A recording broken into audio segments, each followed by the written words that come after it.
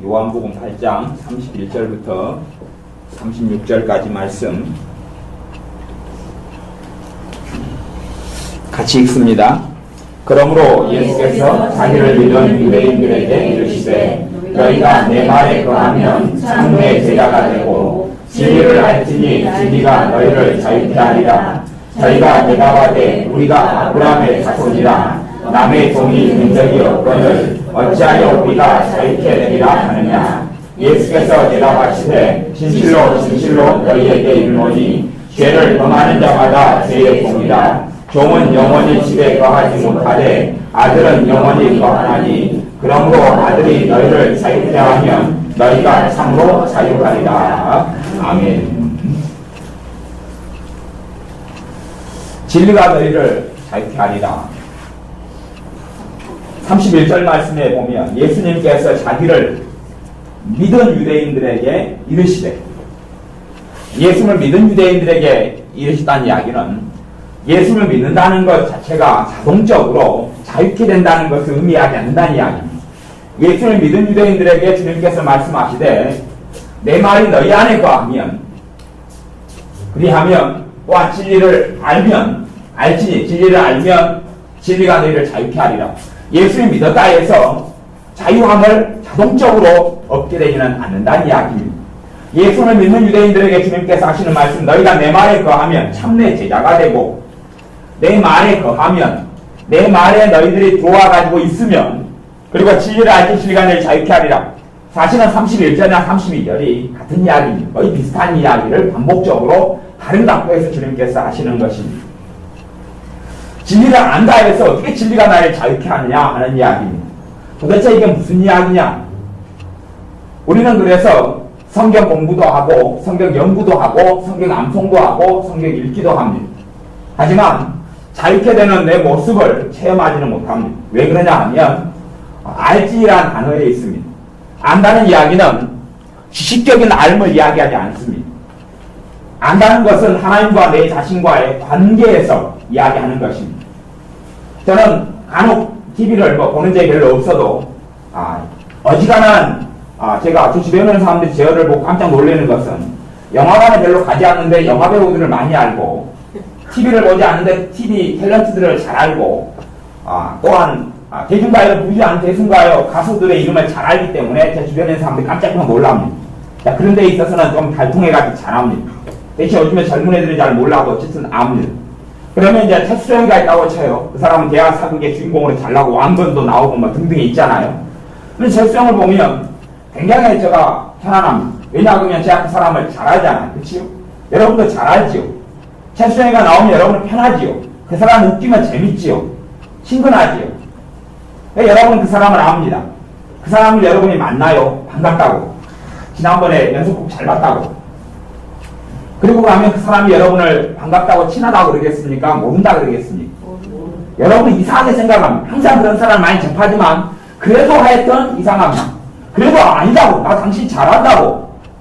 당신 나이가 몇 살이고 당신 가족이 아내가 하이라고 애들 이름이 몇이 되고 언제 당신 결혼했고 당신 부모님이 누구고 당신 지금 서울 어디에 살고 있고 몇 동 몇 호 아파트에 살고 있다고 이야기해버리면 최수정이 좋아하겠습니까? 아니면 스토커라고 끔찍이 여기겠습니까?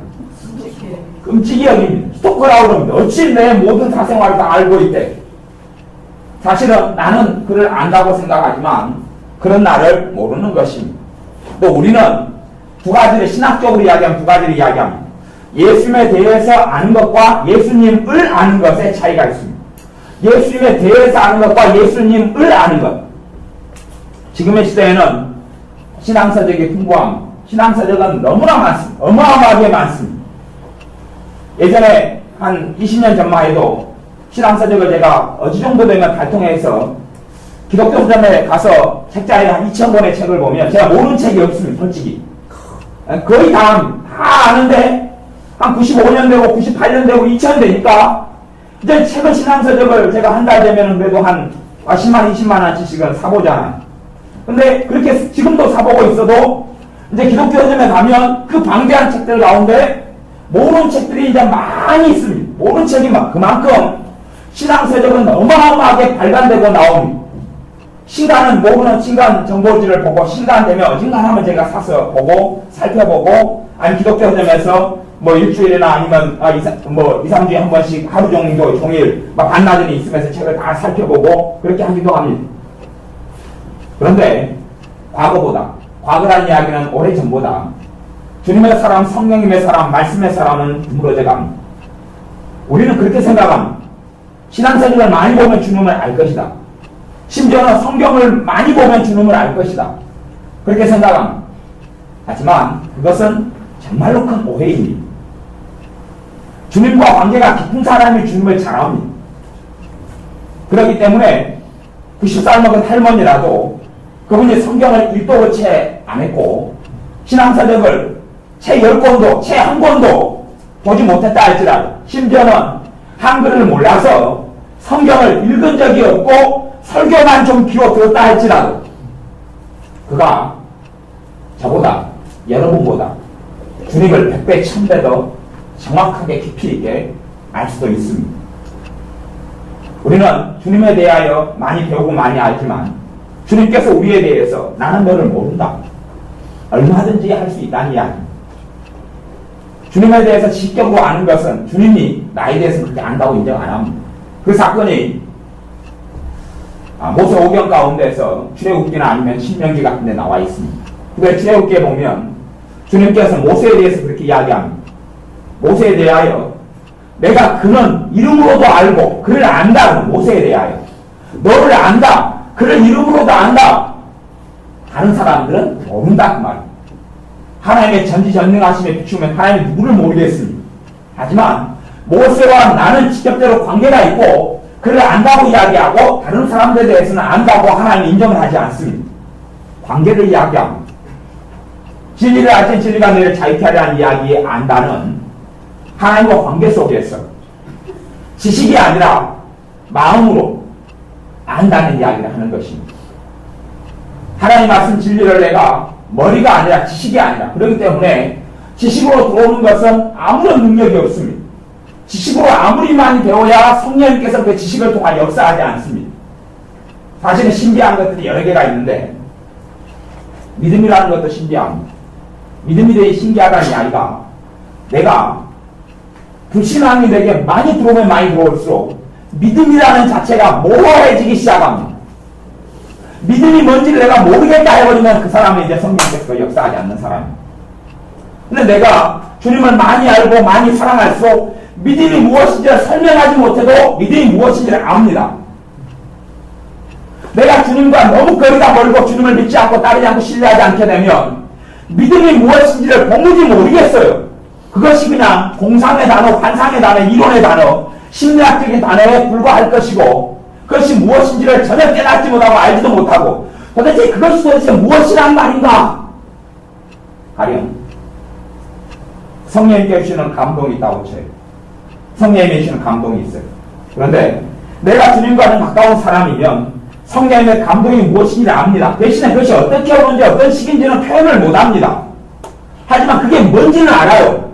어떨 때 성령님께서 임재하시고 계시고 어떨 때 역사하고 계시다는 것을 압니다. 설명은 못해도 먼 사람은 그것이 너무나 뿌옇고 너무나 거리가 먼 것처럼 느껴져서 그것이 뭔지를 도대체 모릅니다. 어떤 것이 성령님이 임재하신 거고 어떤 것이 성령님이 역사하신 건지를 알지 못하고 자각하지 못합니다. 그걸 모르기 때문에 안다는 것은 주님과 관계에서만 알고 깨닫게 되는 것입니다.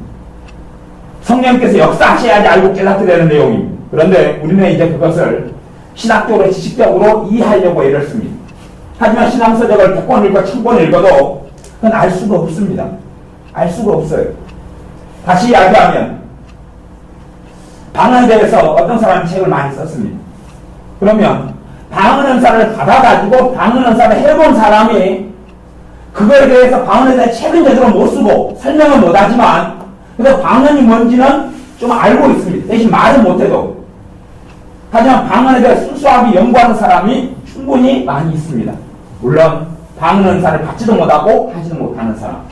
그래서 방언을 한 사람들 가지고 연구합니다. 다시 이야기하면 돈가스를 먹어보지 않은 사람이 돈가스에 대해서 끊임없이 연구합니다. 돈가스의 성분은 뭐고 소스는 어떤 종류가 있고 돈가스가, 치즈 돈가스가 있고, 고구마 돈가스가 있고, 감자 돈가스가 있고, 별거를 다 만들 수 있다고 연구하고, 구경하고, 사진 찍고, 또 돈가스 만드는 것을 동영상으로 촬영합니다. 하지만 그 사람이 돈가스에 대해서 안다고 이야기합니까? 모른다고 이야기합니까? 모른다고 이야기할 수밖에 없습니다. 그는 먹어보지 않았기 때문에 그렇습니다. 하나님과의 관계 속에서만 알 수 있게 되는 것이 많습니다. 그 대부분의 것이 성경에서 이야기하는 단어들입니다. 하나님의 관계 속에서만 하나님의 사랑이 뭔지를 체험하고 느끼고 깨닫고 합니다. 믿음이 하나님의 관계 속에서만 믿음이 뭔지를 압니다. 그래서 우리는 내가 불신앙 가운데 많이 들어가 버리면 믿음이라는 단어는 생소해집니다. 제가 전에 3년간 우울증을 앓은 적이 있습니다. 그래서 하나님께서 우울증 같은 것을 치료하도록 때문에 인도도 하시고 가르치기도 합니다. 근데 3년간 우울증을 앓을 때 제가 믿음을 더 잃어버려 3년 동안 교회를 안 다녔어요. 그때 전도사 때였어요. 3년 동안 빠이빠이 됐습니다. 그리고 나니까 믿음이 뭔지 모르겠어요. 물론 그 전에 신앙생활은 1000단위는 가볍게 왔습니다. 그런데 믿음이 뭔지를 모르겠어요. 믿는다는 것이 뭔지 모르겠어요. 잊어버렸어요. 믿는다는 것이 뭔지 모르겠어요. 나중에 불신앙을 믿게 했습니다. 내가 하나님을 믿지 않는 불신앙이 내 안에 가득 차버리니까 믿음은 역사할 수 없는 것입니다. 성령이 역사하실 수 없었던 것입니다. 불신앙을 회개하니까 다음에 설명하지 못하고 말하지 못해도 믿음에 대한 무수한 서적들이 말해도 내가 깨닫지 못하던 믿음이 무엇인지를 알도록 성령님께서 역사하시는 겁니다. 물론 믿음이 뭔지는 내가 죽을 때까지 주님 만날 때까지 100% 다 알지 못하고 이 땅을 끝날 겁니다. 하지만 성경에서 말하는 믿음이 그래도 어느 것인지, 성경이 역사하셔서 역사하는 믿음이 무엇인지를 조금은 이제 알고 하나님을 섬기고 신앙생활을 삽니다. 주님과 관계 속에서만이 안다는 단어가 존재합니다. 히브리어는 아다라는 단어입니다. 마리아가 천사가 이야기할 때 너가 잉태하여 아들을 낳을 것이다. 그러니까 마리아가 그렇게 나는 남자를 알지 못하거늘. 그러면 마리아에 대해서 마리아가 아버지가 없었단 말입니까? 아버지에게 마리아에게 남자 형제들이 없었단 말입니까? 남자 친척이 없었단 말입니까? 남자를 왜 모릅니까? 무슨 말이냐 하면 남자하고 깊이 된 관계를 갖지 않았다 그 말입니다. 남자하고 결혼 생활을 하지 않았다 그런 이야기. 그런 부분에서 남자를 모른다고 이야기하는 그 단어가 진리를 알지니 안다는 단어에 사용되는 단어입니다. 하나님과 진짜 만났느냐? 그분을 진짜 믿음으로 받아들였느냐? 하는 이야기입니다. 그런 의미에서 진리를 알지니, 진리를 머리가 아니라 마음을 이야기합니다. 사실은 성경은 읽는 게 아니라 듣는 것입니다. 뭐 웃기는 이야기지만 좀 여담 하자면 그렇습니다. 믿음은 들음에서 나고, 믿음이 읽음이 아니라 들음에서 나고. 여러분보다 우리보다 훨씬 오랜 시절의 사람들은 성경이 없었습니다. 성경이 있었어도 거의 르네상스 시대에 인쇄술이 발명된 한 1000년, AD 1000년 그 이후로나 루터가 종교교회를 일으키면서 거의 한 성경을 20만 부, 30만 부를 찍어버렸습니다. 그래가지고 쫙 나갔기 때문에 성경을 보면서 진리가 뭔지 발견하게 되고 하나님을 진짜 섬기는 참 믿음이 이제는 그 타락한 교회들, 무너진 교회들이 수축되기 시작했습니다. 근데 그전에는 하나님을 알고 믿어도 인쇄술이 없었기 때문에 양피지에 쓰고 어디에 쓴 것이 너무나 비쌉니다. 시가로 한다면 뭐 한 500년, AD 500년 성경이 모든 사람의 손에 잡히지 않았고 특수한 사람들만 좀 가지고 있어도 미역커로 한 미역커가 넘습니다. 그리고 돈으로 따지면 수억 대를 가볍게 넘어갑니다. 그것을 누가 가질 수 있단 말입니다. 그렇기 때문에 요즘 들어서 사는 하나님의 자녀들 빼놓고는 성경을 손에 쥐고 소장하고 제 서재에 가면 성경이 가볍게 한 30권이 넘어갑니다. 물론 여러 가지 번역 성경만 해도 한 20권 됩니다. 종류들이. 영어 성경 시리즈로 종류들로 여러 번역권. 한글 성경 번역뿐만 해도 한 7종류는 될 거예요. 8종류. 최근에 또 한 종류를 더 샀습니다. 새로 히브리어 직역, 헬라어 직역, 번역 성경이 또 나왔습니다. 그런 데 있어도 우리들만 누리는 것입니다. 최근의 시대만 누리는 것입니다. 그럼 과거의 하나님의 사람들은 성경이 없었기 때문에 말씀을 설교를 통해서, 메시지를 통해서, 때는 구전을 통해서 누가 읽고 암송해가지고 북한에 있는 어떤 신자들이 중국으로 나와서 성경을 외워가지고 갑니다. 그리고 북한에 가서 가르칩니다. 할머니가 그 전에 1940년, 30년을 믿었던 할머니가 살아계셔서 하나님 말씀 이야기 들려줍니다. 손주가 그걸 듣고 예수님 영접하고 그 말씀을 마음속에 담아두면서 신앙생활을 합니다. 그렇게 대부분은 살았습니다. 그렇기 때문에 사실은 믿음은, 하나님의 말씀은 읽는 게 위주가 아니라 듣는 것이 위주입니다. 믿음은 그래서 들음을 통해서 나고, 들음은 하나님의 말씀으로 말미암는다. 이렇게 성경이 선언되어 있습니다. 물론 이제 읽음이냐 들음이냐 하는 것이 희한한 이야기지만 기본적인 걸 이야기하면 그렇습니다. 다시 이야기하면 제가 지식 이야기를 하는 것입니다. 신앙서적을 많이 보고 성경을 많이 읽었다 해서 그것이 내가 안다 이렇게 말할 수 없다는 이야기입니다. 믿음에 대한 책을 100권 읽었다 해서 내가 믿음을 알 수 있느냐? 모릅니다. 성령님께서 내 눈을 열어주기 전까지는 알 수가 없는 비밀에 속합니다. 성령님께서 내 눈을 열어주지 않으면, 그러면 성령님께서는 내 눈을 열어주시는 것이 성령님의 자의적으로 원하는 사람은 영적 눈을 열어주고 원치 않는 사람을 안 열어주느냐 하면 성령님께서 열어주냐 열어주지 않느냐는 100% 나한테 달린 것입니다. 100% 사람에게 달린 문제입니다. 사람에게 달린 문제입니다. 사람에게 달린 문제이기 때문에 성경이 믿음을 이야기합니다. 성경이 믿음을 이야기합니다. 믿음에는 여러 종류의 믿음이 있습니다. 믿음은 은사적인 믿음이 있고 구원 얻는 믿음, 단번에 구원 얻는 믿음을 우리에게 주셨습니다라고 성경이 이야기하니 구원 얻는 믿음은 하나님으로부터 옵니다. 주님을 내가 영접하면 내가 구원받았다는 사실을 내 안에 계신 성령님을 통하여 내가 알게 됩니다. 내가 하나님의 자녀라는 걸 성령님께서 증거합니다. 로마서 이야기입니다. 그거 말고 주님께서 끊임없이 사복음서에서 가르치신 믿음은 내가 책임져야 하는 믿음입니다. 따라 내 믿음이 너를 구원하였어요. 주님의 믿음입니까? 그 여자의 믿음입니까? 그 여자의 믿음입니다. 그 여자의 믿음입니다. 신자들에게 믿음이 역사하지 않는 것은 우리가 불신앙을 끊임없이 선택하고 살았던 결과입니다. 불신앙, 믿지 않고 끊임없이 살았으면 더 이상 믿음은 나하고 아무 관계가 없습니다. 믿음이 뭔지를 도무지 모릅니다. 우리는 회개해야 됩니다. 내가 불신앙으로 살아온 걸 회개합니다. 불신앙으로 살아온 걸 회개합니다.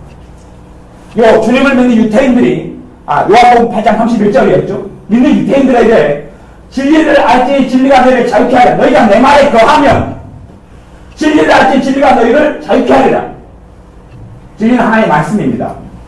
말씀을 알지니 안다는 이야기는 그래서 하나님의 관계 속에서 아는 것이고, 그러니까 우리가 쉽게 이야기하면 마음으로 믿어 의에 이르고 입으로 신하여 구원에 이르느니라. 어디에서 믿는 걸 이야기합니까?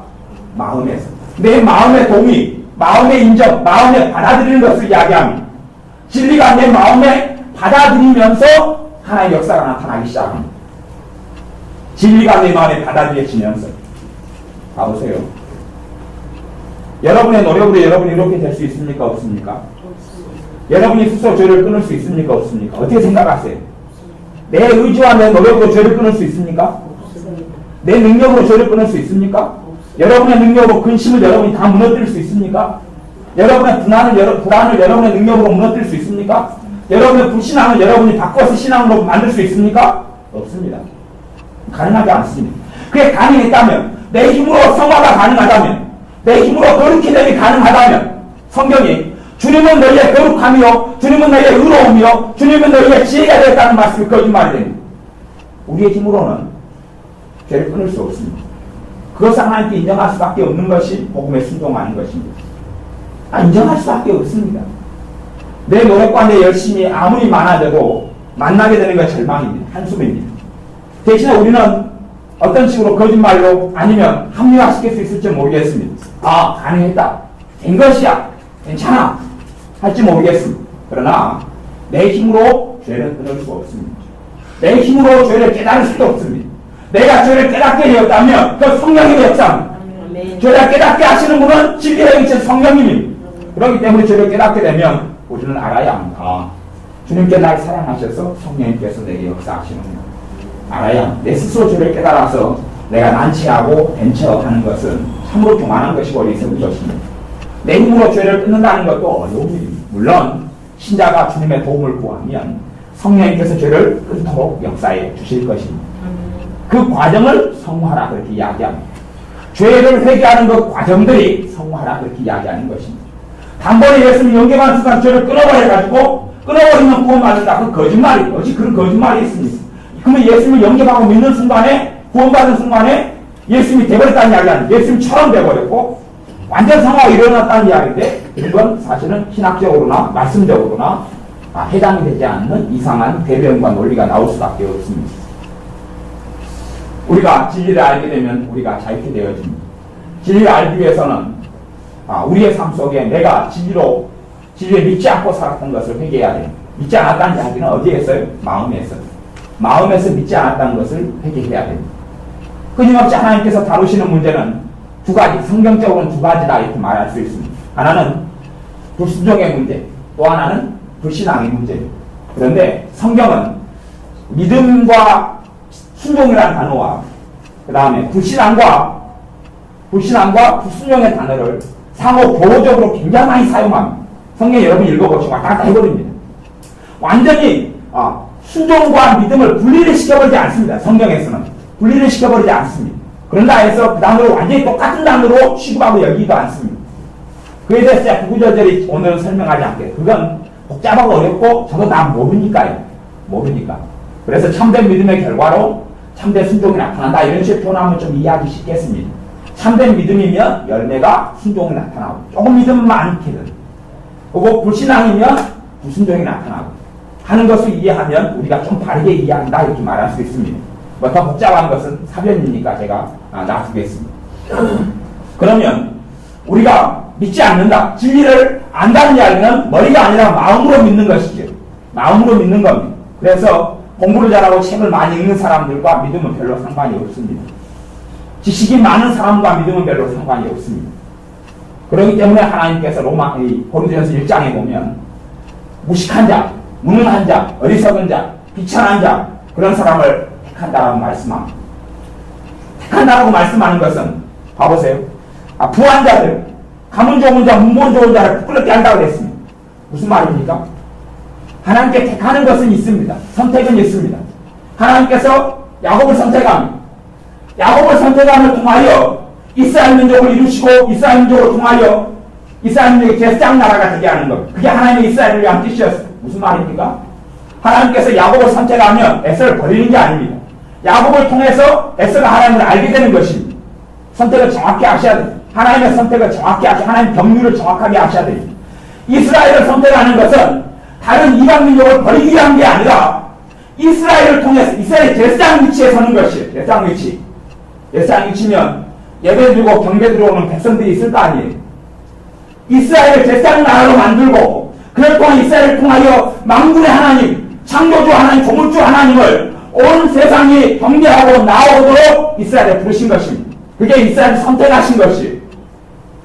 가난한 자, 비천한 자를 선택하신 것은 그들을 제외하고 나머지를 버리겠다는 이야기가 아니라 그들을 선택함을 통하여 그들을 통하여 능력의 복음, 권능의 복음, 치유의 복음, 용서의 복음, 사랑의 복음, 자비의 복음이 성령 충만의 복음이 거룩의 복음이 전능하신 그 주님이 그 비천하고 낮고 연약한 자를 통하여 있는 자, 부한 자, 가진 자, 지혜로운 자에게 알리시겠다는 이야기입니다. 성령 충만한 자의 지혜가 민난 성령 충만한 자의 지혜가 민난 성령 충만한 자의 은혜와 권능이 그 행복이 부유하고 돈 가지고 성공한 사람이 주님께 항구하고 나와왔는데 그들이 가진 행복과 그들이 가진 기쁨보다 크다는 것을 보여주시기 위함입니다. 어떻게 가진 자 있는 자가 주님께 돌아오지 않는 그런 사람들이 자신들이 비천하다는 것, 자신들이 무능하다는 것 어찌 알겠습니까? 그들이 복음 속에 나올 때만이 그들이 손에 쥐었던 모든 것이 지푸라기처럼 어리석은 것이라는 것을 그때야 비로소 알게 됩니다. 하나님의 선택은 그런 의미입니다. 누구는 골라내고 누구는 버리겠다는 것이 아니라 누구는 사랑하고 누구는 미워해서 버리겠다는 이야기가 아니라 상대적인 개념의 이야기입니다. 상대적인 개념. 하나님께서 천하 만민에게 그래서 복음을 전파하라고 그럽니다. 천하 만민에게 복음을 전파하라. 성경이 정확히 이야기합니다. 믿고 세례를 받는 사람은 구원을 받을 것이요 믿지 않는 자는 정죄를 받으리라. 그렇게 주님께서 말씀하셔요. 그게 진리죠.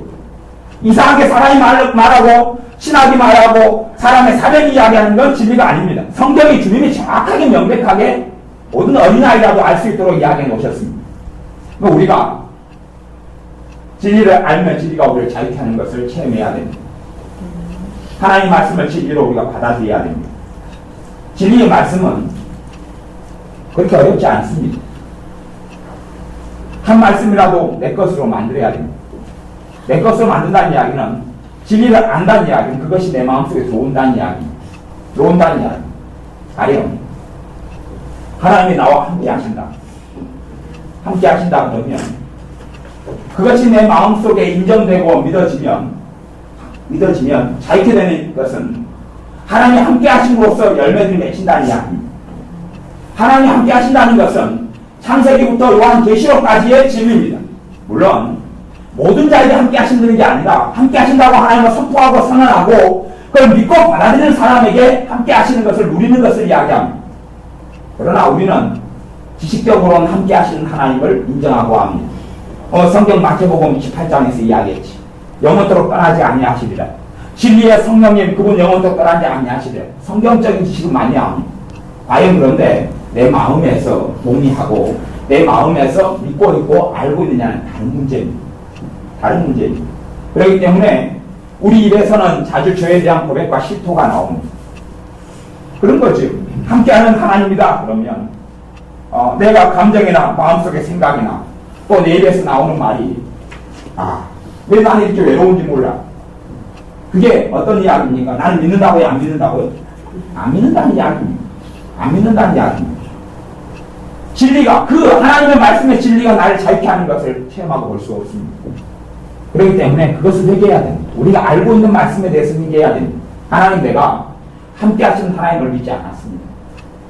회개합니다. 하나님께서 나와 함께 하시는 걸 내가 인정하고 신하고 하나님 말씀이 진리인 것을 믿습니다. 성령님께서 우리의 마음을 새롭게 하기 시작합니다. 우리가 언제 싸워야 합니까? 함께 하지 않고 외로움이 있고 두려움이 있을 때 그 진리로 고백하고 싸워야 합니다. 고백할 때에 성령님께서 내 마음을 일깨워 주십니다. 고백하고 그래서 진리 그것을 소위 말하면 제 식으로 표현하자면 진리 고백이다 이렇게 이야기하기도 하고 진리 대결이다 그러기도 합니다. 진리 대결이라는 말은 마귀하고 이 진리를 고백함으로 마귀가 떠나간다는 이야기입니다. 사탄의 역사가 떠나갑니다. 진리의 대결이라고 쓰는 것은 적군이 있으니까 진리의 고백은 내가 하나님 말씀의 진리를 내가 입으로 신하고 고백하는 것입니다. 시편에서 많은 부분이 그렇게 진리 고백으로 이루어졌다는 것을 우리는 봅니다. 그렇죠? 내 영혼아 왜 낭망하여 하는고 하나님은 나를 도우시는 자시라. 그게 성경의 진리를 고백하는 것 아닙니까? 그런 진리의 고백의 내용을 시편을 보면 그렇게 복잡하지 않습니다. 그냥 반복적입니다. 소위 말하면 항상 반복하는 것. 하나님은 나의 산성이요 하나님은 나의 피할 바위시요 하나님은 요새시라. 하나님은 나를 돕는 자시라. 그런 레파토리 말고는 더 특이하고 더 놀라운 건 찾아보기가 어렵습니다. 이해되십니까? 그렇게 복잡한 게 아닙니다. 시편에 그런 부분을 찾아서 나중에 발견해 보십시오. 간단한 겁니다. 하나님은 나를 돕는 자시라. 하나님은 나를 지키시는 자시라. 그런 이야기입니다. 그것을 내가 내 입으로 고백하고 신하는 것입니다. 왜냐하면 내 마음은 인정하지 않기 때문에 그렇습니다.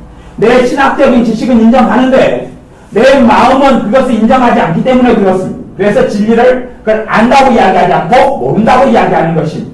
하나님과 관계가 있다고 이야기하지 않고 그 진리에 대해서는 하나님과 관계가 없다고 이야기하는 것입니다. 내 마음에서 과연 인정하느냐 하는 것입니다. 대신 마음으로 인정하는 것은 시간이 걸릴 수 있습니다. 내가 거꾸로 오래 살아왔다면 다시 거꾸로 거슬러 가야 될 것입니다. 함께하지 않는 하나님을 끊임없이 느끼고 끊임없이 말하고 끊임없이 불평하고 끊임없이 한탄했다면 함께하신 하나님을 믿으려 해도 내 감정은 내 경험은 내 삶은 내 인생은 찬성하지 않습니다. 아니야 난 그렇게 못 겪어봤는데 하나님이 함께하신 하나님이 계셔도 기껏해야 내 삶 정도 이 정도지 이것보다 조금 나을 정도겠지 하고 믿음을 제한합니다. 그래서 나는 함께하신 하나님을 거의 체험하지 못하고 누리지 못합니다. 하나님을 아버지로서 못 만난다는 이야기입니다. 하나님은 나를 지키시는 자라. 복음성과 그 찬양을 할 때 여러분의 마음은 뜨거워집니까? 안 뜨거워집니까? 안 뜨거워지면 병든 것이고 뜨거워지면 좀 기능하는 것입니다. 좀인지 많이인지 모르겠지만 하나님은 나를 지키시는 자라. 여호와는 너를 지키시는 자라. 위로가 되어지면 내가 그래도 좀 살아있는 믿음 생활을 좀 하는 것이고 나하고는 아무 관계가 없다고 느끼면 여러분의 믿음은 어디 있는지 점검하고 현수를 찾아야 합니다. 하지만 여호와는 나를 지키시는 자라. 하나님은 나를 지키시는 자라. 낮에 해가 너를 삼치 못하며 밤에 달이 너를 삼치 못하리로다. 찬양을 부를 때 마음이 뜨거워지면 이거 그게 진리라는 이야기. 진리이기 때문에 그 찬양을 부르면 성령께서 받아가는 것이죠. 그런데 과연 그것이 찬양을 부를 때 잠깐이냐, 아니면 내 마음속에 찬양과 상관없이, 복음성과 상관없이 내 안에 그 고백들이 마음속에 있는 것은 반드시 어디서 나옵니까? 입으로 나옵니다. 내 뱃속에 들어있는 것을 내가 듣고 알려면 내 입술에 나오는 말을 녹음해 보면 합니다. 내 입에서 나오는 말을 녹음해 보면 그게 신앙 고백입니다. 하나님에 대한 불신앙의 고백이든지 하나님에 대한 원망의 고백이든지 불신앙의 고백이든지 들어보면 됩니다. 녹음기를 들고 돌아다니면서 하루 종일 도대체 내 입에서 무슨 말이 나오는지 그건 간단하죠. 들고 가는데 끝장입니다. 하나님 믿겠다고요? 안 믿겠다고요? 안 믿겠다는 이야기입니다. 죽겠네. 못 살겠다. 그게 어디에 들어있다는 이야기입니까? 뱃속에 들어있다가 나오는 것 아니에요. 주님께서 이야기했습니다. 너희 마음에 있는 것이 어디로 나온다고요? 이리로 나온다 그래서 주님이 하신 이야기, 제가 한 이야기 아닙니다. 이론을 이야기하는 게 주님이 하신 이야기입니다. 너희 마음속에 악독과 시기와 살인과 분노가 있는데 너희가 그것이 이리로 나온다라고 이야기합니다.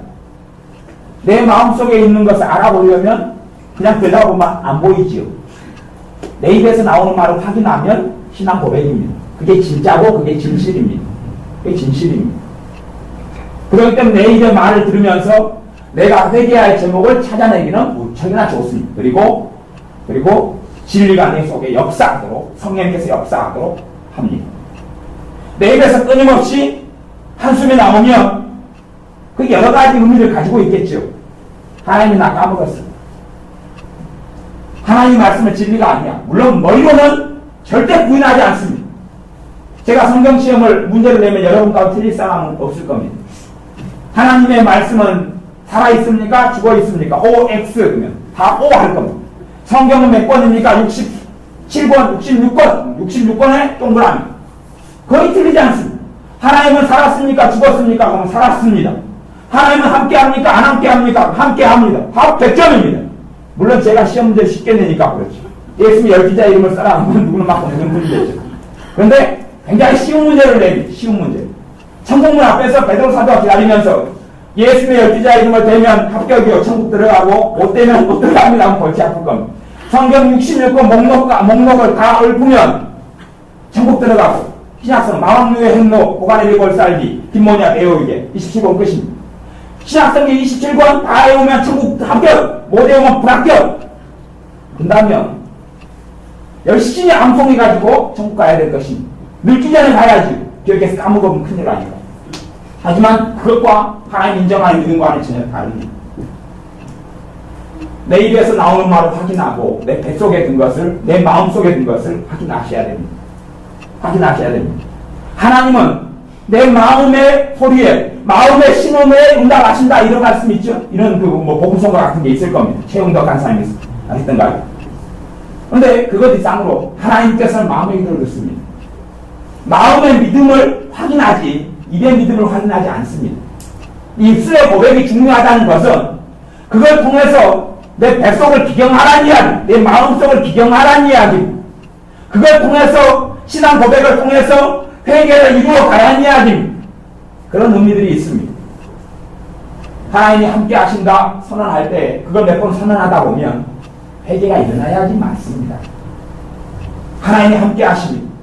하나님의 집사님과 함께 하십니다. 하나님의 집사님의 가정에 함께 하십니다.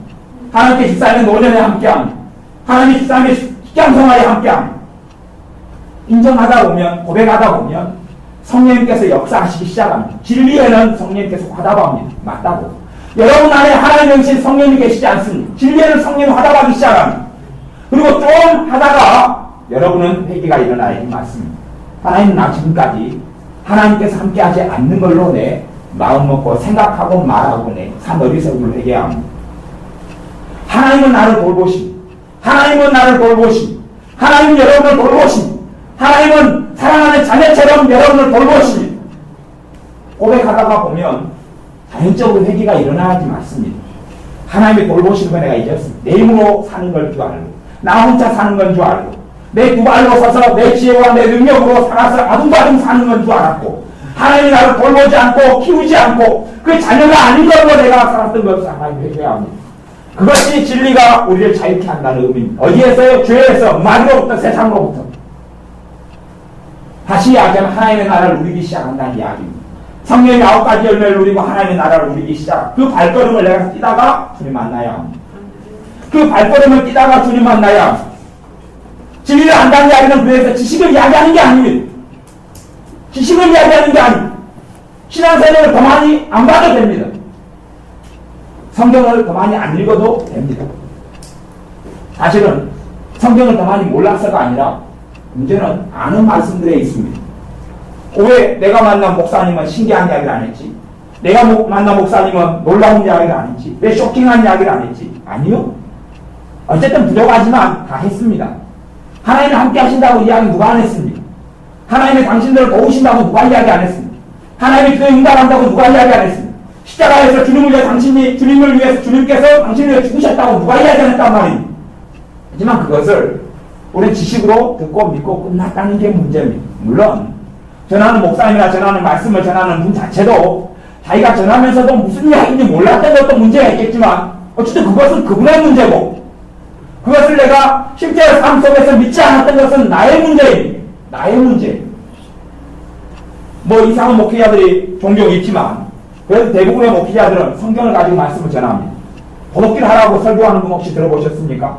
성령님을 절대 받아서는 안 된다고 설교하는 분을 들어보셨습니까? 하나님께서 나의 아버지가 되시지 않는다고 설교하는 분 누가 들어보셨습니까? 다 성경 가지고 설교합니다. 물론 좀 부족하고 좀 더 나을 부분의 차이는 있겠습니다. 하지만 실제로 내가 하나님의 은혜를 누리고 진리 속에 들어가는 것에 대한 말씀들은 내가 자유를 잃게 하는 말씀들은 내가 모르는 신기한 말씀에 있는 게 아니라 아는 말씀에 있습니다. 아는 말씀에 있습니다. 모르는 게 아니라 제가 물론 저는 신앙서적을 좀 많이 본 편에 속해서 신앙서적이 어느 순간 가니까 저 우상으로 전락하기 시작했습니다. 제 하나님으로 바뀌어가는 것이죠. 그래서 하루에도 또 며칠에 한 번씩 신앙서적을 안 보면 허전합니다. 그걸 느껴보셨습니까? 새로운 지식을 깨닫지 못하면 허전하고 뭔가가 안 된 것 같습니다. 신앙서 읽다 뭘 새로운 걸 깨달으면 뭔가 된 것 같고 막 충만해진 것 같습니다. 문제는 뭐냐 하면 그 책을 다 읽고 마지막 페이지 298페이지 다 읽고 딱 덮으면 그때부터 허전하기 시작합니다. 그럼 제가 정상입니까? 비정상입니까? 비정상이죠. 저는 그 비정상인 줄 몰랐습니다. 그게 비정상, 병에 걸린 건지는 몰랐어요. 하고 새로운 또 괜찮은 신앙서적을 보면 또 흥분되고 기어되고 기쁨이 넘칩니다. 그래서 저는 하나님으로부터 온 줄 알았어요. 그만 깨달아가고 알아가고 이 책이면 새로운 것을 알겠구나. 새로운 경기를 개척할 것 같아. 충만해가지고 소위 말하면 하나님의 충만이 아니라 내 감정 충만인데 그렇게 해서 있다가 그 책이 다 읽어가지고 덮으니까 그 다음에 또 깎아내버린 거예요. 이거 또 뭐냐? 또 새로운 거. 왜 성령님께서 어느 때 제게 그렇게 말씀하신 것 같아요. 내가 네한테 그 책 다 버리라고 하는데 어떻게 할래? 그 책 다 없애버리라고 하는데 어떻게 할래? 그래서 제가 한번 앞서갔습니다. 버리라고요? 다 쳐박았습니다. 가져갈 사람 다 가져가고 비 맞히고 다 쳐박았습니다. 근데 하나님은 버리라고 한 게 아니더라고. 네 마음속에서 네 뱃속에서 네가 그걸 의지하는 대상 아니냐. 물론 지금도 부전한 신앙설이가 봅니다. 사법님, 구해봅니다. 하지만 그것이 내 주님도 아니고 그것이 성령의 역할을 대체할 수 있는 것도 아닙니다. 그리고 이제는 별로 의미가 없습니다. 옛날에 한 5년, 6년이나 90년 후반 정도 되면 누가 저에게 물어봅니다. 성령님에 대해서 무슨 책을 읽어야지 합니까? 아리토리부터 시작해서 쫙 이야기해줍니다. 의사에 대해서는 누구의 책을 봐야 됩니까? 이런 책, 이런 리스트 쫙. 영적 리더십에 대해서 무슨 책을 봐야 됩니까? 쫙. 설교에 대해서 무슨 책을 봐야 됩니까? 쫙. 그리고 시간이 흘러가니까 그것이 얼마나 무의미하고 의미 없다는 것을 압니다. 왜 지금은 무슨 책을 봐야 됩니까? 별거 있어요. 다 그놈이지. 별거 없어요. 다 대단한 것 같지만 별거 없어요. 그건 아니에요. 도움은 되지만 도움일 뿐이지 거기에 생명은 없습니다. 주님이죠. 뭐 대단한 책, 옛날엔 그래서 막 물론 뭐 저는 그런 경험이 있으니까 오해도 하고 착각도 합니다. 기도를 하면 성령님께서 어느 책을 바라고 가르쳐줍니다. 그것이 한 100여 권 정도 되는가, 100여 권 약간 떨어집니다. 어느 책을 바라고 가르쳐줘요. 그래서 보면서 어떤 것을 깨달은 것들이 많이 있어요. 하지만 그러면서 나는 신앙서적이 굉장히 강하고 많은 신학체가 굉장히 강하고 중요한 것들이 많이 들어있다고 착각했습니다. 그리고 오래 살다가 그것이 얼마나 어리석은 것인지 알게 됐습니다. 새로운 책, 새로운 지식을 배우는 것에서 생명이 있지 않습니다. 그거에서 주님을 깊이 알아감이 있지 않습니다. 과거에 하나님의 사람들은 그게 없어도 하나님과 동행하고 살았습니다. 말씀만으로 만족하고 살았습니다. 신기하고 놀랍고 이상한 말씀이 아니라 알고 있는 말씀들, 알고 있는 말씀들, 알고 있는 말씀들이 내 심령으로 믿어지고 인정되어지고 그걸 통해 하나님을 만났습니다. 지식을 추구하는 어리석은 사람이 되어서는 안 됩니다. 진리를 추구해야 합니다. 진리 대신 주님을 추구해야 합니다. 진리를 여기신 성령님을 구하고 추구해야 합니다. 진리를 아는 것 어렵지 않습니다. 우리가 아는 말씀들을 마음으로 인정하고 고백하고 입으로 신하고 고백하고 신하고 고백하다 보면 내가 얼마나 그것을 믿지 않았는지 그 괴리가 얼마나 거리가 먼지 그냥 하나님이 함께 계십니다. 그럼 여러분은 그 차이를 모릅니다. 내 머리와 내 마음의 이 거리가 3천리, 5천리, 만리가 떨어있다는 것을 모릅니다. 머리는 하나님 함께 하시다고 정확하게 믿고 있으니까. 하지만 그 지성적인 믿음이 아닙니다. 마음의 믿음만 하나님 인정합니다. 그것이 뭔지를 모른다 할지라도 하나님이 나와 함께 하십니다. 하나님이 나와 함께 계시죠. 주님이 나와 함께 하신 것이 맞지요. 계속 말하다 보면 사실은 여러분의 마음에 진실이 드러납니다. 이것과 이것이 머리와 가슴이 얼마나 거리가 먼지가 조금씩 실체가 드러납니다. 그 전에 한두 번은 드러나지 않습니다. 그 진리 고백이라 그럽니다. 그렇게 고백하다 보면 아 내가 정말 하나님을 안 믿었구나 하고 내 불신앙과 내 불순종을 회개하게 됩니다. 그때부터 진리가 여러분의 심령 속에 함께 하시는 하나님을 여러분이 만나게 됩니다. 사실은 하나님이 함께 하신다고 그래도 내가 진짜 믿음이 있으면 그에 대한 그 말씀, 그 진리에 대한 믿음이 있으면 함께 하신 주님을 만나지요. 체험하지요. 못 만나잖아요. 못 체험하잖아요. 나 그 말씀 안 믿는다는 이야기죠. 결국은 하나님 거짓말장입니까? 하나님 거짓말장이가 저나 여러분은 얼마든지 거짓말장이가 되지만 하나님 거짓말장이가 아닙니다. 하나님의 진리대로 역사하시는 분입니다. 하나님은 속이실 수가 없습니다. 하나님은 스스로 속일 수가 없다라고 말씀한 하나님은 속일 수 없습니다. 하나님은 진리대로 역사합니다. 그렇기 때문에 우리가 알고 있는 말씀 기도도 마찬가지죠. 기도하면 부르짖으면 내가 네게 응답하겠고 주님께 부르짖으면 응답하신다. 부르시면 응답하신다. 아니 머리로는 다 알죠. 에레미야 33장 3절 너는 내게 부르짖자 내가 내게 응답하겠고 제가 성경 시험 문제를 냅니다. 하나님께 부르짖으면 하나님이 1번 응답하신다. 2번 응답 안 하신다. 여러분 다 몇 번 선택하시려 합니까? 1번이죠. 하나님이 합격 그럽니까? 하나님이 맞았어 그러겠습니까? 하나님은 입에서 나오는 지식에서 나오는 1번에 하나님은 오케이 안 합니다. 그것이 너 믿음의 고백이냐? 마음에서 그걸 믿고 있느냐? 마음에서 믿고 있느냐? 라고 묻습니다. 베드로에게 주님께서 3번을 질문합니다. 시몬아 너가 다른 사람들보다 나를 더 사랑하느냐? 묻습니다. 또 묻습니다. 시몬아 너가 다른 사람들보다 나를 더 사랑하느냐? 또 묻습니다. 너가 다른 사람들보다 나를 더 사랑하느냐? 주님이 압니까 모릅니까? 알지요. 그러니 베드로 사도도 주님이 아십니다 라고 대답합니다. 하지만 주님은 베드로의 마음속에 뭔가를 이야기하고 있는 것입니다. 뭔가를 이야기하고 있는 것입니다. 베드로의 마음속에 뭔가를 이야기하고 있습니다. 너가 나를 사랑하는 건 내가 안다. 아는데 너가 정말 나를 사랑하면 너가 상처받고 너가 나를 배신한 그 아픔이 있어도 너는 너 자격을 생각하지 말고 내가 너에게 사명을 주었기 때문에 내 양을 치고 내 양을 먹이는 그 길을 너는 가야 되는 거야. 너가 나 사랑한다고 너 마음속에 그게 있는데 왜 너는 내 길을 안 가고 지금 고기 잡으러 왔어? 왜 내가 부른 그 사도의 사명을 너 버리고 이 길로 서 있어 너? 이거 사랑하는 건 맞니? 라는 질문을 너가 나를 사랑하느냐라고 3번을 물으시면서 그걸 묻고 있는 겁니다. 그걸 묻고 있는 겁니다. 너가 입술로는 사랑한다 그러지만 정말로 너 마음으로 사랑하는 건 맞아? 맞아라고 묻고 있습니다. 그 3번의 응답을 통하여 베드로가 다시 주님의 길로 돌아왔습니다. 왜냐하면 주님과 베드로 사이에 그 성경이 다 이야기하지 않는 커뮤니케이션이 일어났다는 이야기. 그 마음에 주님의 3번 한 질문에 대하여 베드로가 뭘 느끼고 깨달은 게 있고 알고 있는 게 있고 회개하는 게 있고 그리고 거기에서 정리가 됐다는 이야기입니다. 그리고 내 양을 치고 내 양을 먹이는 주님의 양을 치고 먹이는 그 길로 베드로 사도는 돌아갔습니다. 그래서 오순절 성령강림 이전에 새로운 사도를 뽑을 때 베드로 사도가 일어나서 가룟유다 사건을 이야기하면서 마띠아를 특별히 뽑도록 일어나 성령의 인도하심 따라서 일을 처리했습니다. 회복됐기 때문에 그렇죠. 우리의 마음의 믿음이 중요합니다. 우리의 마음의 믿음 속에 진정한 믿음을 회복하는 것이 중요합니다. 우리의 마음 안에 참으로 하나님에 대한 믿음이 있는지 점검하고 내가 평상시에 내 입에서 나왔던 것이 도대체 믿음의 고백이었는지 하나님 인정하는 것이었는지 성경이 그렇게 이야기합니다. 내 귀에 들린 대로 너희에게 해주겠다. 내 귀에 들린 대로 너희에게 해주겠다.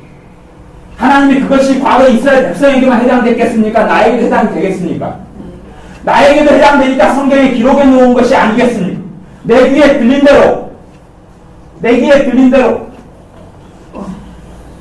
하나님을 만나려면 20년이 누구 걸렸다 그라 20년 하나님께서 내가 10년 됐으면 하나님을 기다리고 찾는 10년 됐으면 하나님은 그럴 겁니다. 10년 더 기다리라. 10년 더 기다리라. 너 20년이라고 믿지? 20년 기다려.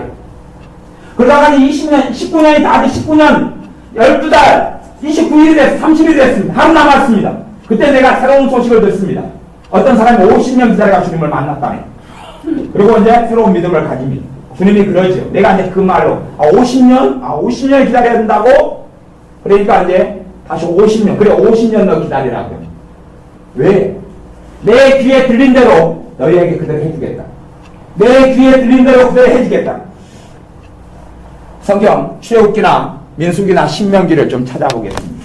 도대체 하나님의 백성들과 이스라엘 하나님께서 애국 땅에서 포로에서 자유를 주셔서 인도한 이스라엘 백성들과 하나님 사이에 무슨 일이 벌어졌는지를 좀 성경을 보고 살펴보겠습니다. 자, 그것이 이제 마무리 작업이죠. 민수기 14장입니다.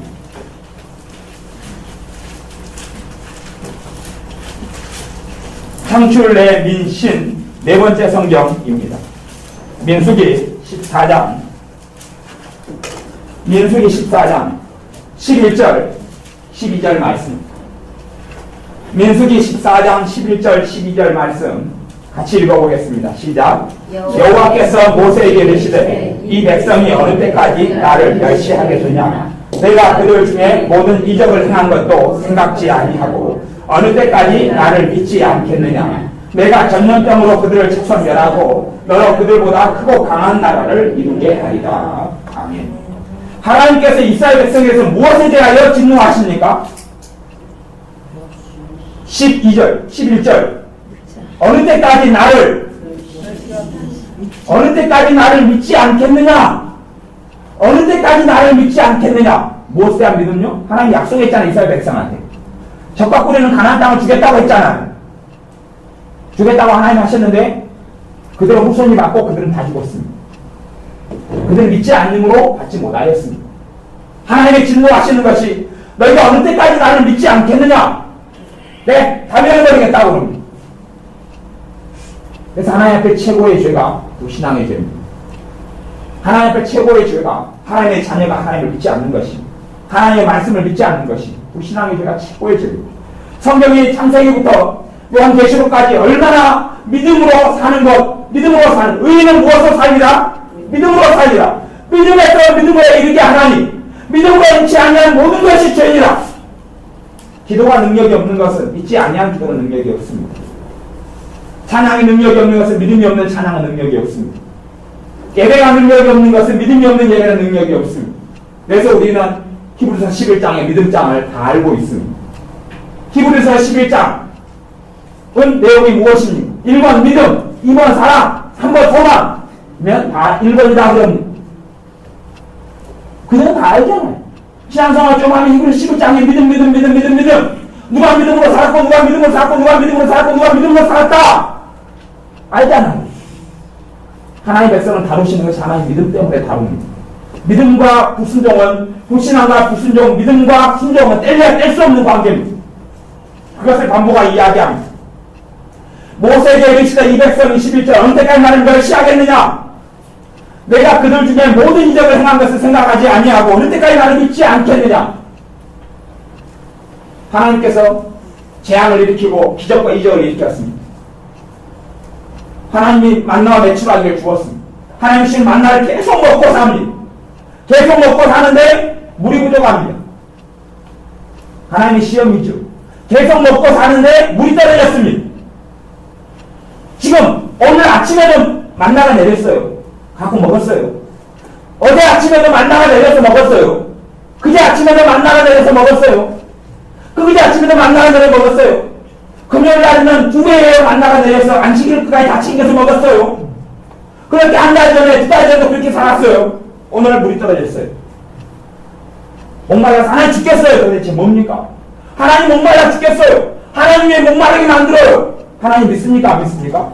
안 믿어요. 그것 때문에 하나님 진노하시는 거예요. 계속 그 패턴이 이스라엘 백성에 반복돼. 지금 하나님이 역사하고 계시는데 이스라엘 백성 걸어가고 있어요. 물 떨어졌는데 걸어가고 있는데 앞에가 구름 기둥이 가고 있습니다. 하나님 인자와 하나님 영광이 앞서가서 이끌어가고 있습니다. 가면서 하나님 물 떨어졌어요. 믿지 않는다 그 말이. 믿지 않는다. 믿음은 우리의 믿음이 진실인가 아닌가, 우리의 믿음이 능력이 있고 진짜 내 마음 믿는가 안 믿는가는 내 삶 속에서 증명됩니다. 우리는 환경을 보고 믿음을 결정합니다. 그건 믿음이 아닙니다.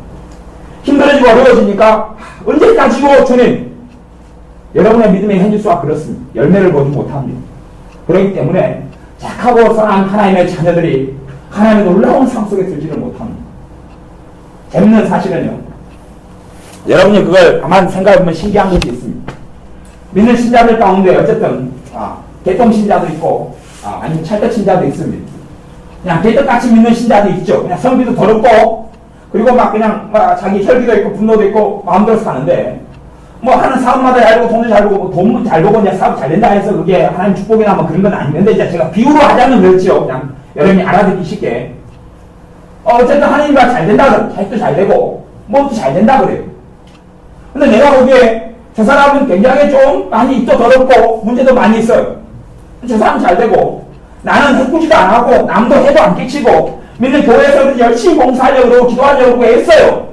나는 안 돼요. 그런 걸 혹시 생각하신 적이 없습니까? 그런 거, 이상한 그런 것을 관찰하신 적이 없습니까? 이유를 가만히 살펴보셔야 됩니다. 그러면 개떡 신자, 문제고 말도 문제고 성기도 문제고 있는 사람은 가만히 살펴보면 믿음이 있습니다. 무슨 믿음이냐 하면 실제로 하나님을 영화롭게 할 믿음 같은 건 거의 별로 없어도 삶 가운데 하나님 나를 축복하신다, 나를 인도하신다, 나를 도와주신다, 그런 믿음은 있는 것을 여러분이 보게 됩니다. 물론 그 사람의 삶을 통해 하나님은 다 영광받지 않습니다.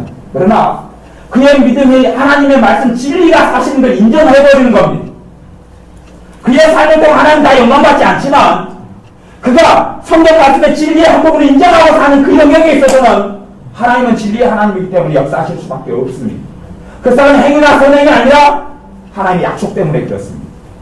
그래서 그 사람 보면 성경은 더럽고 깨끗 같은데 사는 삶마다 하나님이 도와주시는 것을 만나고 체험합니다. 그러니까 그 사람이 하나님 은혜인 줄은 알지 못하고 지가 잘나서 또 하나님 들어준 줄 알고 살아가지만 그래도 안에 들다 보면 믿음이 있습니다.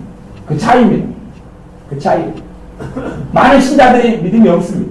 그 믿음이 없는 사람이 보면 성품이 좋고 온유하고 남한테 해끼치지 않는데 믿음이 없습니다.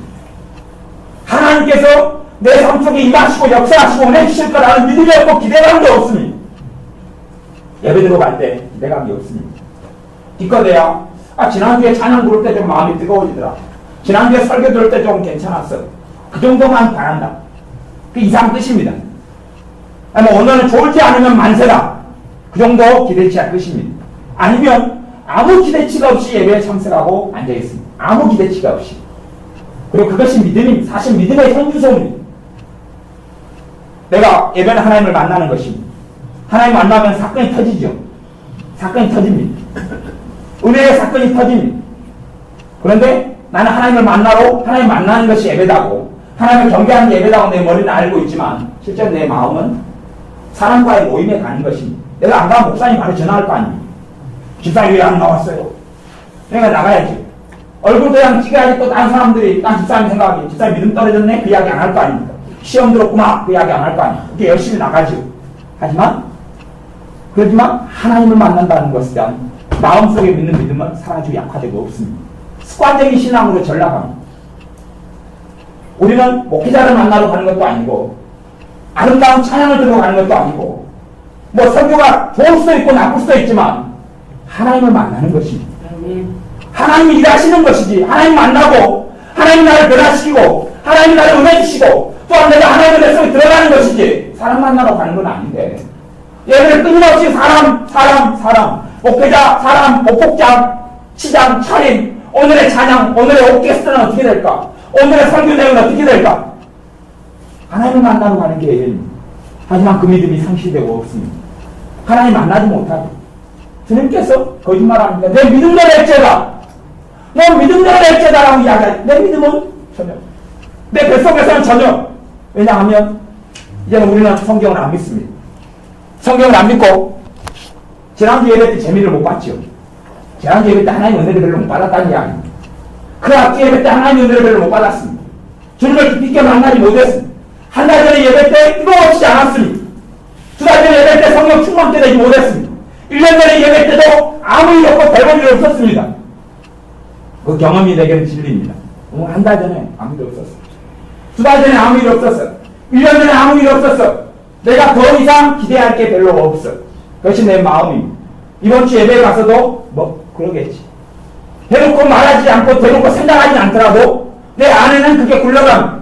그렇기 때문에 기대감이 없습니다. 믿음의 표현은 기대감입니다. 기대감입니다. 그것이 믿음이 있다는 증거로 나타나는 것입니다. 내가 기대가 있습니다. 하나님을 만날 기대가 있습니다. 여러분의 성령 충만했던 경험이 있으시기 때문에 아실 겁니다. 성령께서 역사하시면 예배 들어가는데 기대감이 있습니다. 제가 그런 경험이 있습니다. 하나님의 은혜가 많이 있었을 때 환경상 다른 교회에 주일 안예배만 참석할 수밖에 없는 시절을 보냈습니다.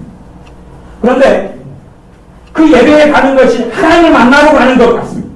그 목사님은 내 담임 목사님도 아니고 내 교회도 아닌데 그냥 나는 주일날 예배에 참석하는 하나님을 만나러 가는 것인 줄 내가 압니다. 내 영혼이 압니다. 가기만 하면 그 설교가 얼마나 불성 좀 달고 그 말씀과 그 찬양을 부르는데 온갖 눈물이 쏟아지는 저 취할 줄 모르는 한 1년을 보냈습니다. 그리고 그때의 신앙생활을 했던 것, 나무교회에서 1년간 주일 안예배만 다녔던 것이 얼마나 인상 깊었던지 세월을 흘러서 한 10년 뒤에 저 기억에는 그렇게 생각했습니다. 그 교회가 얼마나 사랑이 많은 교회가, 그 교회가 얼마나 말씀이 목사님 말씀을 잘 전하는 교회가, 그리고 그 교회에 대한 추억에 젖어서 찾아갔습니다. 그 교회는 장로님 목사님 뒤집어 싸우고 쫓아내고 난리고 목사님 설교도 별거 없고 아무것도 없었습니다. 도대체 저에게 무슨 일이 1년 동안 일어났다는 것입니까? 저는 완전히 착각하고 있었던 것입니다. 나는 그 목사님이 대단하기 때문에 은혜를 받은 줄 알았습니다. 그 교회가 대단한 사랑이 있고 대단히 기도하는 교회이기 때문에 그런 줄 알았습니다. 아니요. 하나님 때문에 그렇습니다. 믿음 때문에 그렇습니다. 물론 그 믿음은 하나님의 은혜 속에 들어가니까 주님께서 믿음으로 역사하시고 도와주신 믿음이죠. 주님 때문에 그렇습니다. 주님을 만날 기대를 해야 합니다. 사람 만나러 가는 게 아닙니다. 교회가 불안전하다고 설교가 부족하다고 완전한 퍼펙트한 교회가 없다고 탓할 겁니다. 아닙니다. 내가 들어가는 예배당이 내가 들어가는 교회가 사람 만나러 가는 게 주님을 만나는 것입니다. 주님에 대한 사랑을 회복하십시오. 주님에 대한 기대를 회복하십시오. 예배에 대한 기대를 회복하십시오. 기도에 대한 기대를 회복하십시오. 기도하면 왜 하나님과 안 만나는 것입니까? 기도란 1번 하나님과 만나는 것이다. 2번 하나님과 안 만나는 것이다. 다 여러분은 합격입니다. 머리는 합격입니다. 그래서 주님께서 그렇게 이야기하실 겁니다. 네 머리만 떼서 천국에 온나. 네 머리는 100% 합격이다. 천국에 온나. 인정하겠노라. 대신 목 아래 부분은 놔두고 온나. 머리는 합격입니다. 기도는 하나님과 만나는 것이다.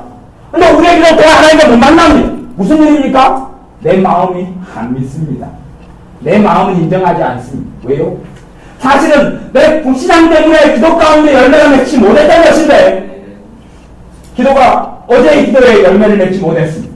지난주에 기도가 냉랭했습니다. 그 앞에 기도가 놀라운 하나님의 역사가 없었습니다. 10년간 기도에 열매를 맺지 못했던 일들이 많이 있습니다. 그것 때문에 나는 하나님 말씀을 내 마음으로 부정합니다. 기도에 대해 별 일이 없어. 머리는 물론 합격입니다. 위에 목 윗부분만 합격입니다. 요 밑으로는 불합격이어서 불신앙으로 가득 차 있어서 인정하지 않습니다. 그렇기 때문에 기도할 때 하나님을 만나다는 기대감이 전혀 없습니다. 기대감이 전혀 없습니다. 그리고 이제 한 10분 기도하면 10분은 버틸만하다. 30분 기도하면 엉맥 지구에 죽겠는 거. 언제 빨리 끝나냐. 1시간 기도하면 야 이거 허리도 아프고 다리도 아프고 야 큰일이다. 빨리빨리 끝내야지 내가 시험이 안 될 텐데 그럽니다. 물론 그것이 우리의 현주소입니다. 우리가 기도에 대한 믿음이 없기 때문에 그렇습니다. 기도는 누구와 만나는 것입니까? 여러분의 주님과 만나는 것입니다. 여러분을 심판하시고 정죄하신 주님이 아니라 여러분을 위해서 죽으시고 부활하신 그 주님, 여러분을 위해서 생명을 주신 그 주님과 만나는 것이 기도입니다. 우리가 그 믿음을 회복해야 합니다. 기본적인 것 아닙니까? 기본적인 것입니다. 기도할 때 왜 기대감이 없습니까? 우리에게 믿음이 없기 때문에 그렇습니다. 그걸 회개해야 됩니다. 주님, 내 기도할 때 내가 믿음이 없습니다. 믿음이 없었습니다. 하나님을 만난다는 것을 내가 인정하지 못했습니다. 내가 찬양할 때 하나님과 만남이 있는 것인 줄을 내가 몰랐습니다. 내 머리는 날아서 합격이어서 내 머리를 치고 가는데 요 아래로는 어디 갈지 모르겠습니다. 그렇게 됐습니다. 우리의 기본적인 믿음을 회복해야 합니다. 그건 놀랍고 대단한 걸 몰라서가 아닙니다. 나머지는 요한일서 말씀대로 성령의 기름 부음이 너희 안에 거하나니 그 기름 부음이 너희를 가르치시며 인도하시리라는 말씀도 있습니다. 주님이 하실 부분을 신앙서적이 하도록 해서는 안 됩니다. 물론 도움은 되겠죠. 하지만 우리 이끌어 가신 분은 성령님입니다. 우리 인도하신 분은 성령님이고 그 성령님께서 우리 주님을 알게 하실 것이고 주님과 더 깊은 사랑의 관계 속에 들게 하실 것입니다. 우리가 하나님을 만나는 통로는 뻔하지 않습니까? 기도가 하나님을 만나는 통로입니다. 예배가 하나님을 만나는 통로입니다. 성찬식이 하나님을 만나는 통로입니다. 성례전이라 그럽니다. 예배가 하나님을 만나는 통로입니다. 찬양이 하나님을 만나는 통로입니다. 그거에 대한 믿음을 잃어버리면 어떻게 하나님을 만난다는 이야기입니다. 예배에 대한 믿음을 잃어버리면 어떻게 하나님을 만난다는 이야기입니다. 찬양에 대한 믿음을 잃어버리면 어떻게 하나님을 만나고 기도에 대한 믿음을 잃어버리면 하나님 말씀에 대한 믿음을 잃어버리면 어떻게 하나님 말씀의 능력을 체험하겠습니까? 그 통로가 다 닫히고서야 어떻게 하나님의 자녀로서 우리가 살 수 있단 말입니까? 그 믿음을 회복해야 됩니다. 그 진리가 우리를 자유케 할 것입니다. 그 진리가 우리를 자유케 할 것입니다. 여러분에게 하나님의 은혜가 나타날 것입니다. 기도하겠습니다. 아버지 하나님, 우리가 하나님의 말씀에 대한 것, 기도에 대한 것, 찬양에 대한 것, 하나님께서 함께 하신다는 것, 하나님께서 나를 지키신다는 것, 하나님 나를 도우신다는 것, 내가 하나님의 자녀여서 하나님께 나를 뒤집어 보시고 소중히 보신다는 것, 하나님께서 내 자녀를 보아보신다는 것, 하나님 말씀이 나에 대한 약속이라는 것, 내가 믿지 않고 불신앙하고 살았습니다. 내 입으로는, 내 생각으로는 믿는 척했지만 내 마음으로는 믿지 않고 살아왔음을 고백하며 회개합니다. 이 밤에 우리가 하여금 깨닫게 하셔서 진리를 고백하고 인정하고 신하게 하시며 또한 내 마음 속에서 내 입술에서 끊임없이 진리에 대하여 하나님 말씀에 대하여 하나님의 존재에 대하여 하나님의 살아계심에 대하여 믿지 아니하였던 어리석은 불신앙의 죄들에 대하여 회개하는 밤이 되게 하시고 하나님의 은혜로 회복하게 하시며 성령의 놀라운 역사가 나타나는 밤이 되게 하여 주옵소서. 예수님의 이름으로 기도하옵나이다. 아멘. 같이 말씀을 붙잡고 기도하겠습니다.